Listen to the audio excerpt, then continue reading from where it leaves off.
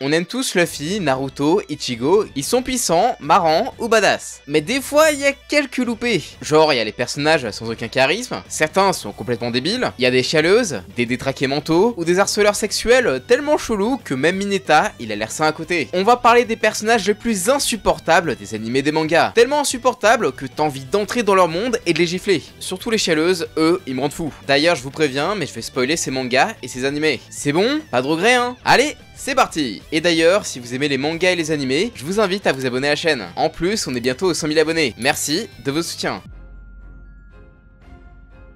Putain, ça me fait mal de mettre Goku alors que je kiffe le personnage. Je l'ai connu quand il était enfant, j'ai découvert les mangas grâce à lui, j'ai lu tout Dragon Ball et le personnage, il est juste trop cool. Je le dis, mais la Toei et Toyotaro, vous avez du sang sur les mains avec DBS. C'est quoi cette merde? Goku dans DBS, il est insupportable. Ah mais qu'est-ce qu'il est con! Je vais pas refaire toute l'histoire, mais je trouve ça débile que Goku ne sache pas ce que c'est un bisou et qu'il n'a jamais embrassé Chichi alors qu'il a eu 2 enfants avec. Ensuite, il est trop con pour comprendre que Monaka c'est Beerus dans un déguisement alors qu'il y a le costume qui se déchire de partout et que normalement on peut pas sentir le ki de Beerus vu qu'il a du ki divin. Vraiment, jouer sur le personnage en mode il est trop con, stop! Goku a toujours eu un côté naïf, ok, mais le fait qu'il soit simplet vient juste du fait qu'il n'a pas une éducation de fou. Pour rappel, il savait pas compter et il savait pas non plus ce qu'était le mariage. Mais bon, il est pas stupide non plus, même dans la période Dragon Ball, il a fait un plan pour geler puis détruire Bouillon. Et il a compris que Shen est en réalité le tout-puissant. Donc tout le truc avec Monaka, normalement, c'est pas possible. Puis des Dragon Ball Z, Goku est bien plus mature. Et je vais vous donner quelques exemples. Dans l'arc Cell, où c'est là où il est plus proactif, c'est lui qui a eu l'idée d'aller dans la nouvelle planète Namek afin d'avoir un nouveau tout-puissant pour que la Terre ait des Dragon Ball. Et même quand il cherche la planète, il n'y arrive pas, il trouve tout de suite une solution en allant chez Kaio. C'est lui qui a compris que le Super Saiyan était la meilleure transformation et que ça servait à rien d'éprouver son corps plus que ça. Dans l'arc Boo, il prend une position de leader quand Vegeta est mort et que Gohan a disparu. Il sert même de maître pour Goten et Trunks. Il a une volonté de passer le flambeau et quand il prend la décision de garder Gros Boo en vie, tout le monde l'écoute, même Vegeta. Ok, il est toujours un petit peu égoïste en souhaitant se battre avec quelqu'un de plus fort, mais bon, ça c'est normal, c'est son côté Saiyan, et il a toujours fait la part des choses. Dans DBS, par contre, aïe aïe aïe aïe aïe aïe aïe, oh mon dieu, mais quelle merde! Si j'avais dit dans une précédente vidéo que Vegeta n'avait pas bougé dans son traitement, Goku lui, il a régressé et se comporte comme un enfant. En vrai c'est simple, dans DBS, Goku est en totale contradiction avec son écriture dans Dragon Ball Z.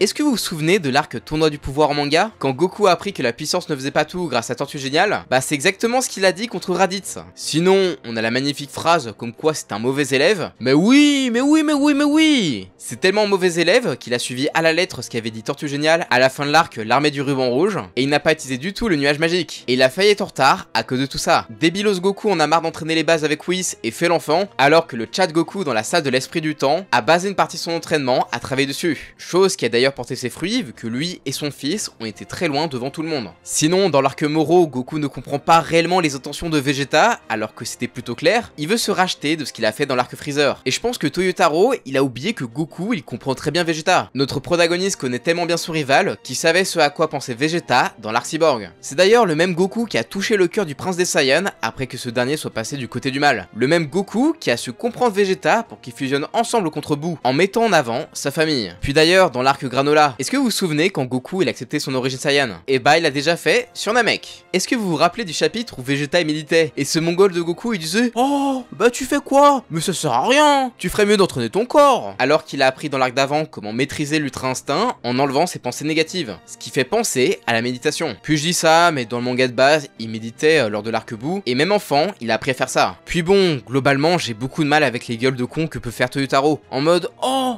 mais qu'est-ce qui se passe?" Alors que celui du manga de base, il fait pas ces tronches là. C'est pas un débile, hein. C'est un daron et un adulte responsable. Enfin, sauf contre Cell, mais il sait être sérieux quand il le faut. Il est pas toujours excité d'affronter un mec plus fort. Je pense très sérieusement que la Toei n'a pas compris le personnage de Goku, ou qu'ils ont voulu le rendre plus débile pour plaire aux enfants, pour toucher une autre cible. Mais bon, après ça m'étonne un petit peu que Toyotaro fasse des histoires comme ça, où le personnage régresse, sachant que c'est un immense fan de Dragon Ball. Non, vraiment, c'est super bizarre. Je le dis, mais le Goku de DBS, il est insupportable. Il est très loin du personnage qu'il était, et il a l'image de DBS, fade et superficielle. Et toute son évolution, ça sent le réchauffer. Ce qu'apprend Goku dans DBS, c'est des trucs qu'il a déjà appris. Goku, il est censé être un personnage accompli, mais il est écrit comme les protagonistes des années 2000-2010. Genre, c'est un gamin stupide qui fait des conneries et qui découvre le monde, mais il est chaud à la bagarre, donc ça va. Dans DBS, Goku est juste un personnage creux et ça le rend insupportable, parce qu'il est loin de ce qu'il était auparavant.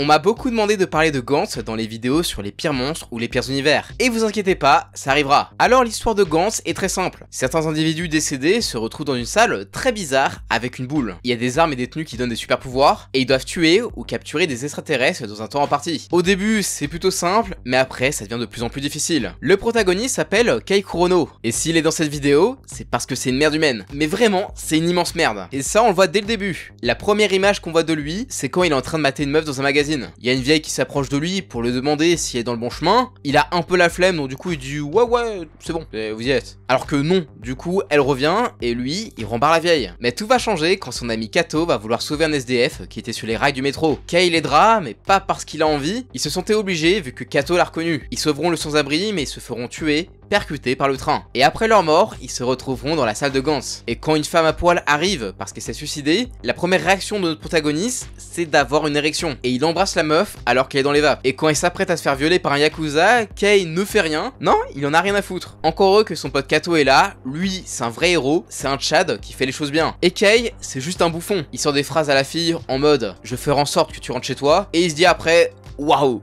c'était cool ». Et quand il croise un extraterrestre plutôt dangereux, il s'enfuit avec la fille et il la perd. Et il se dit pas qu'il doit la sauver. Ah non, il dit juste « ah bah de toute façon, il est pas si dangereux que ça ». Et il connaît à peine la meuf. Qui ferait ça hein? Et bref, ils réussissent la mission, ils rentrent chez eux, la meuf elle est devenue une SDF, elle demande de l'aide au héros en demandant s'il accepte les chiens et les chats, et s'il veut bien l'adopter. Attends, quoi? Ah ouais, c'est bizarre comme formulation. Bon bah, il l'accepte, il essaie de coucher avec elle, parce que selon lui, elle lui doit bien ça. Il lui demande, et elle dit, ah bah non, tu fais pas du sexe avec les animaux. Ouais, elle a vu que le mec c'était un détraqué, mais genre tellement sale qu'elle a dû faire un plan pour pas qu'il la viole. Et ce malade mental, il comprend pas le concept de consentement, et il lui dit que de base, il aime bien faire des bisous et des papouilles à son chien. Alors, il lui malaxe les seins. Mais what the fuck, c'est quoi ce truc? Plus tard, il lui fait un massage aux épaules pour partir sur le nichon alors que la meuf, elle veut pas. Vraiment, c'est un détraqué. Et en plus, il comprend pas que la meuf ne soit pas amoureuse de lui. Il pense qu'elle lui doit du sexe parce qu'il l'héberge et la nourrit gratuitement. Et il a une vie tellement misérable qu'il se Tenjiro le sabre tout le temps et il souhaite juste revenir dans la salle de Gantz pour exterminer les aliens. Il va même se mettre à chialer vu que la fille sur laquelle il est en chien, bah elle aime son meilleur pote. Et là, il y a une autre meuf qui va le remarquer, elle va trouver ça mignon et va coucher avec lui. Attends, quoi? Et pendant tout l'acte, il pense à l'autre meuf. Non, le gars, il en a rien à foutre. Mais tout va changer puisque là, tout le monde va mourir dans cette mission, sauf lui. Du coup, il est seul. Il a peur et la prochaine fois qu'il va aller dans la salle, il doit tout faire en solo. Et il va pas réussir à vaincre tous les hommes papillons. Il reste un survivant. Ce qui veut dire qu'il y a un monstre super fort dans la nature. Et autant vous dire que son adversaire, il a pas trop aimé que tous ses camarades y meurent. Et il souhaite donc se venger. Il arrive à trouver l'école de Kei et il va massacrer toute la classe. Et là, notre protagoniste va sauver tout le monde. Mais non, ah non, il fait pas ça lui. Il va juste se barrer, c'est pas ses potes et c'est pas son problème. Mais il reviendra tout de même sauver sa nouvelle copine, Tae, nouvelle meuf qui a été choisie au pif à cause d'un jeu d'ailleurs. Puis ensuite, il éprouvera de vrais sentiments envers Tae qui l'a rendu beaucoup plus humain. Il deviendra une meilleure personne et ne sera plus détaché et cynique comme avant. Il va plutôt agir comme Kato qui l'a vraiment inspiré. Il aura du coup des vrais amis et sera perçu comme un leader qui inspirera les autres. Gantz est un excellent manga, même si je suis pas un immense fan de la fin d'ailleurs, et qui a un petit peu trop de cul pour rien. C'est très violent, mais c'est super cool. Par contre, j'étais vraiment surpris dans ma relecture de voir que son protagoniste soit vraiment une merde à ce point-là. Ok, il a pas vécu dans un environnement sain, et ça, on l'apprend plus tard. Ça explique son manque d'empathie, mais vraiment, il me dégoûte. Et même si après il devient un bon personnage, s'il vous plaît, ne soyez pas comme lui. Vraiment, ce mec-là, c'est un détraqué.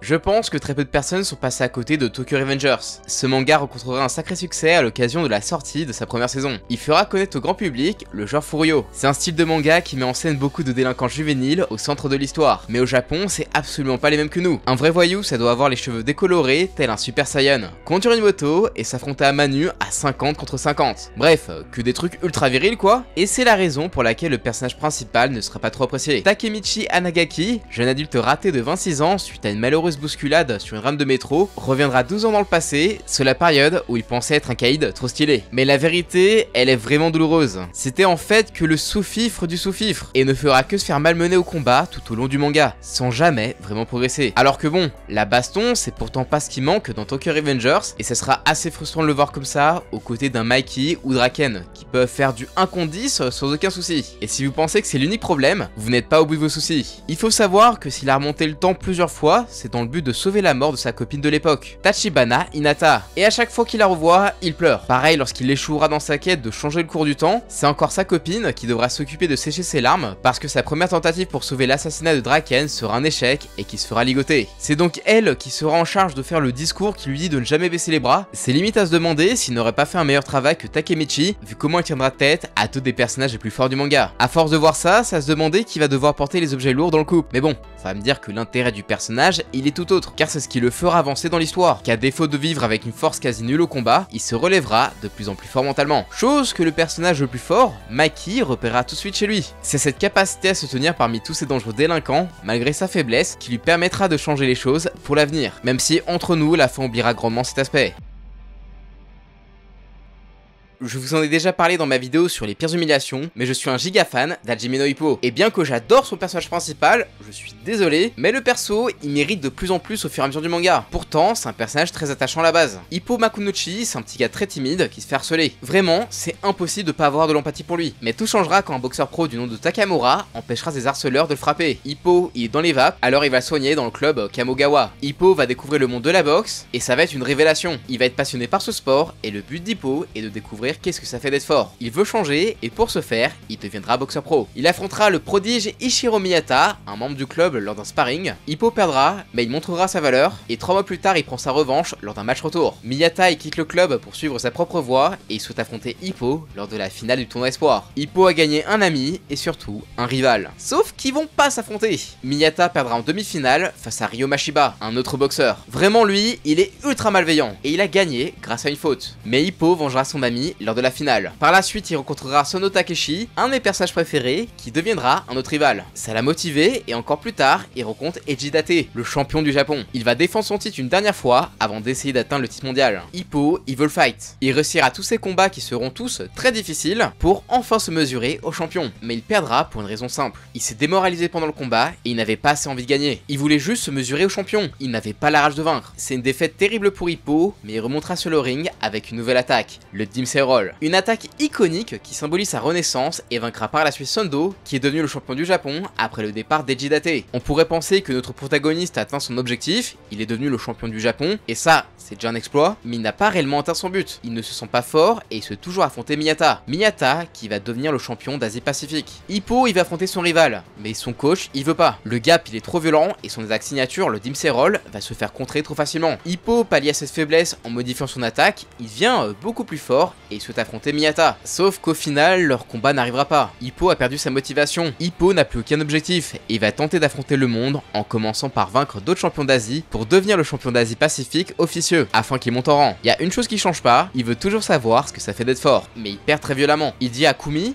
la fille qu'il aime, que s'il perd, il prendra sa retraite. Il revient sur le ring un peu plus tard, mais ça se passe pas comme prévu. Avec un petit coup, il se prend un down, il encaisse des coups qu'il aurait dû esquiver et il se fait exploser. En fait, Ippo, à ce moment-là de l'histoire, il est brisé. Il va tout mettre dans son ultime Dimsei Roll, l'attaque il a retravaillé avec son coach et malheureusement il se fait contrer. Ippo a perdu et vraiment c'est un chapitre qui me brise le cœur. Ippo prend sa retraite et aujourd'hui ça fait depuis 6 ans de parution qu'il n'est toujours pas remonté sur le ring. Alors si j'adore Ippo, pourquoi est-ce qu'il est insupportable? C'est simple, c'est sans doute le boxeur le plus puissant physiquement de sa génération, mais de l'autre côté c'est le plus faible mentalement. Il a pas réellement d'objectif autre qu'affronter Miyata. Il souhaite être fort et en soi il est mais ça reste un truc très abstrait quand même et au vu de son caractère il ne le comprend pas. Dès qu'il n'y a plus Miyata dans l'équation, il a chuté. Et en vrai, Ippo, il a toujours une vision à court terme. Sa motivation a remonté uniquement parce qu'il voulait se mesurer contre quelqu'un de plus fort, avec notamment Sando et Date.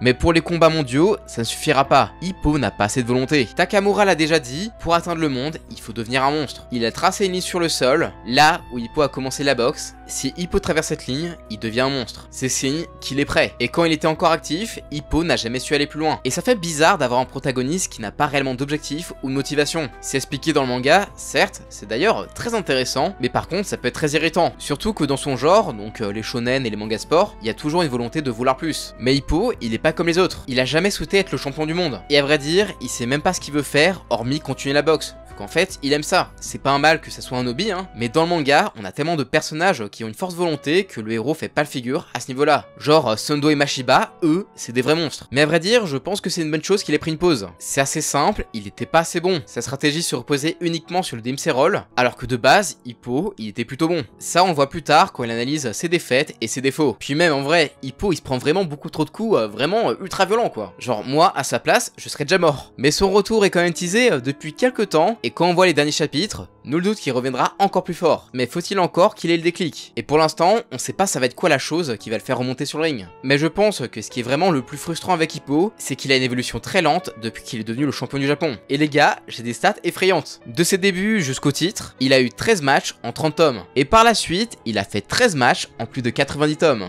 Alors pourquoi est-ce qu'il y a un gap aussi énorme? Ça peut s'expliquer par le fait que les personnages secondaires sont bien plus développés. On voit plus de combats de Takamura, Aokimura, Sundo et Miyata. Et on a même la génération suivante, donc après Hippo, on a Itagaki et Imai. On se calise plus seulement sur Hippo, où avant c'était vraiment le personnage principal. Là j'ai plus l'impression que c'est devenu un des personnages principaux. On le voit toujours, hein, mais c'est plus réellement le focus de l'œuvre. Et cette non-progression, on le sent dans les relations personnelles. Pour vous dire, ça fait depuis plus de 110 tomes qu'il n'a pas réussi à sortir avec Kumi. Genre, ils se draguent, ils font des dates ensemble, enfin bref, ils s'aiment de ouf quoi, mais ils ont rien officialisé. Même pas un bisou. Dans la timeline officielle, ça fait depuis 7 ans qu'il se passe rien entre les deux. En termes de parution, quand j'ai découvert le manga en France, donc ça je l'ai vécu, mais entre le début de leur histoire et actuellement où il se passe pas grand chose on va dire, j'ai eu le temps de finir le collège, le lycée, avoir une copine, finir les études supérieures, être à mon compte et me marier. Et je pense sérieusement que le jour où je serai papa, bah Hippo sera toujours célibataire. Moi je veux juste qu'Hippo il porte ses couilles. Il évolue quasiment pas dans les relations et c'est vraiment hyper chiant. Alors ok, le frère de Kumi, c'est Mashiba, il est là pour leur mettre des bâtons dans les roues et il fait assez peur, mais quand même, ça avance pas d'un pouce, c'est juste frustrant. C'est l'un des points faibles d'Hippo et le personnage principal empathie à cause du rythme du manga. Mais encore une fois, je pense que la retraite d'Hippo est nécessaire. Ça va permettre de développer et de clôturer certains personnages, et ça a brisé le statu quo. Hippo, il a un vrai développement. Et même s'il est pas encore prêt, on sait tout ce qui va revenir, et dès qu'il remontera sur le ring, ça sera une masterclass.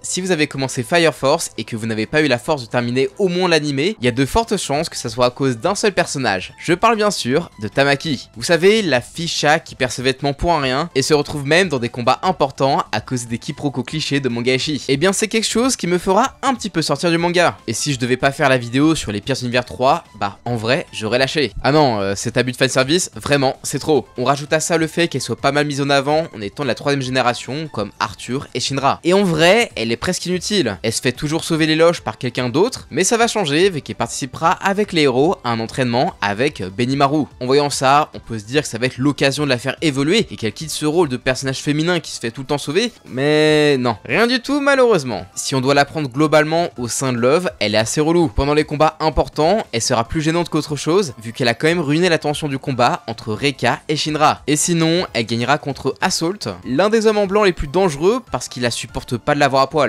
Ouais, c'est pas ouf. Après, tout cela sera justifié par la suite, mais pour ça, je vais devoir vous spoil le manga. Donc si vous voulez découvrir par vous-même la fin de Fire Force qui est excellente, je vous invite à passer au prochain personnage. C'est bon? C'est parti? Ok, let's go. On voit tout au long de l'histoire que quelque chose clochait au sein de l'univers, car en réalité, celui dans lequel Shinra et les autres vivent découle d'une autre, expliquant ainsi pourquoi il y a beaucoup de personnages archétypaux dans Fire Force. Par exemple, l'incarnation du héros, de l'ange gardien, le chevalier, le plus fort du monde, et donc du sex appeal. Tamaki était depuis le début la représentation de la sexualisation telle qu'on la connaît, expliquant pourquoi il y avait autant de scènes aussi abusées. Bon après ça reste quand même plutôt dérangeant à voir, quelle que soit la justification, mais ce sera justement le propos d'un chapitre qui lui sera dédié. Le fait d'accepter que ça existe, quel que soit notre avis dessus. Alors je trouve le message très intéressant, mais bon, je sais pas pour vous, mais est-ce que ça justifie vraiment d'en avoir fait autant des caisses? Pour moi, c'est un personnage un petit peu similaire à Quiet dans MGS5. T'as une méga explication de pourquoi elle est sexualisée, mais on ne retiendra que sa nudité. Mais vraiment, désolé pour les fans du perso, mais ce fanservice, il m'a vraiment saoulé. Je voulais vraiment arrêter de lire le manga à cause de ça. Et pour moi, l'explication, elle est un peu facile, et en vrai, je trouve ça assez abusé. Si vous aimez les animés, vous savez sûrement ce qu'est une yandere. C'est des filles d'apparence très mignonnes, qui sont en réalité des psychopathes, prêtes à commettre les pires atrocités par amour. Le personnage le plus connu de cet archétype est sûrement Yuno Gasai. Et c'est clair que c'est elle qui a carré la popularité de Mirai Nikki, qui est pourtant une qualité moyenne, voire même médiocre. Après bon, il a peut-être marché vu que son opening, c'est un banger. Parce que c'est sûrement pas grâce à son protagoniste Yukiteru que vous allez kiffer l'animé. Bon, déjà, vous le voyez, qu'est-ce qui vous inspire? Genre, je sais pas, marquez-le en commentaire, mais personnellement, rien du tout. C'est sûrement des protagonistes qui a le moins de charisme, tout manga confondu. Je vais expliquer un petit peu le pitch du manga. En gros, Yukiteru, c'est un ado qui a pour seule occupation d'écrire dans son journal intime sur son téléphone. Et le soir, quand il est chez lui, il se réfugie dans son imagination pour retrouver un dieu, ici nommé Deus Ex Machina. Oui, il est dérangé. Un jour, ce dieu permet à Yukiteru de lire son journal du futur. Malheureusement, ce dernier lui indique qu'il va se faire tuer. Deus Ex Machina annonce donc que Yukiteru et 11 autres participants sont conviés à un survival game où le gagnant deviendra dieu. Le truc, c'est que Yukiteru, c'est un gros lâche qui passe son temps à chialer. Vraiment, c'est insupportable et j'en peux plus. Et son temps de survie seul, c'est équivalent à un poulet qui va dans un KFC. C'est justement pour ça qu'il lui est nécessaire d'être accompagné par Yuno. Ok, il a pas spécialement demandé à se retrouver dans cette situation. Il est jeune, donc normal qu'au début, il fasse pas trop le malin. Mais ce qui est insupportable, c'est que lui, il reste dans une bonne partie du manga. Des fois, tu penses que certains événements vont le faire évoluer, mais non. Il redevient la chiffre molle qu'il était quelques chapitres ou quelques épisodes plus tôt. Ce qui est déjà très chiant dans le manga, mais l'anime lui a doté d'une seiyuu à la voix stridente, ce qui rend le personnage encore plus insupportable. Du coup, quand il n'a jamais aucune motivation à gagner et avancer, toi, le lecteur, bah t'as pas envie de le suivre. Si bien que, personnellement, j'ai pas envie de le voir gagner. Le personnage, il est juste vide, pourra pas vraiment lui trouver une qualité. Et à mon avis, c'est soit un défaut d'écriture assez violent, ou bien, et là c'est une théorie personnelle, l'auteur il essaie de faire un personnage vide pour que ses lecteurs puissent s'identifier à lui. Sauf que s'il fait ça, c'est un gros bâtard. Si l'anime est pas ouf, c'est à cause de son scénario qui part vraiment en couille, les moments c'est bullshit, et bien sûr, à cause de son protagoniste qui est juste nul. Vraiment nullissime. Pourtant, c'est possible d'écrire des personnages humains et faibles aux premiers abords. Subaru et Shinji, bien qu'ils chialent, ils ont un développement de personnage et ils ont des qualités humaines. Ce que je retrouve pas dans Yukiteru. Vraiment d'après moi, c'est plus insupportable. Bon, bah dans l'eau, on a quand même des personnages insupportables pour des raisons très différentes. Mais j'aimerais bien savoir ce que vous pensez de ces personnages et qui est selon vous le plus insupportable dans les mangas et les animés. Allez, abonne-toi, on est bientôt aux 100 000 abonnés, je te dis à la prochaine, ciao!